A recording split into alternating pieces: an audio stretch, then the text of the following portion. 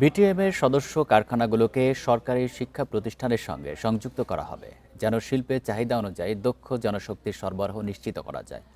শনিবার রাজধানীর ফার্মগেটে এক অনুষ্ঠানে এসব কথা বলেন বস্ত্র ও পাট মন্ত্রী খন্দকার আব্দুল মুক্তাদির। এ সময় তিনি বলেন, আগামীতে সরকারের মালিকানায় কোনো টেক্সটাইল মিল পরিচালিত হবে না। অনুষ্ঠানে টেক্সটাইল শিল্পে নতুন ইঞ্জিনিয়ারদের বেতন কাঠামো নিয়ে উদ্বেগ প্রকাশ করেন শিক্ষার্থীরা। বলেন, তুলনামূলক কম বেতনের কারণে আগ্রহ কমছে।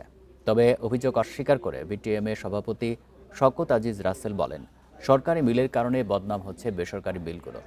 উচ্চ মানসম্পন্ন পণ্য রপ্তানি বাড়াতে উন্নত প্রযুক্তি আমদানির পাশাপাশি উৎপাদন ব্যয় কমাতে উদ্যোগী হতে হবে সরকারকে। টেকসই কর্মসংস্থান নিশ্চিতে শিল্প কারখানার সক্ষমতা বাড়াতে সরকার কাজ করছে বলেও জানান মন্ত্রী।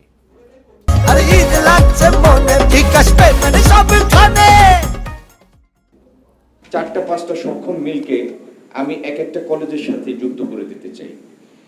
তাহলে ওইখানে শিক্ষকের অভাব হবে না, টেকনোলজি আপগ্রেডেশনের অভাব হবে না, আর সেইখান থেকে আমরা আমাদের এডুকেশনের কোয়ালিটি এই কোয়ালিটি এবং এটার অ্যাকাউন্টেবিলিটিটা এনশিওর করার জন্য অনেকগুলি মডার্ন পদ্ধতি আছে।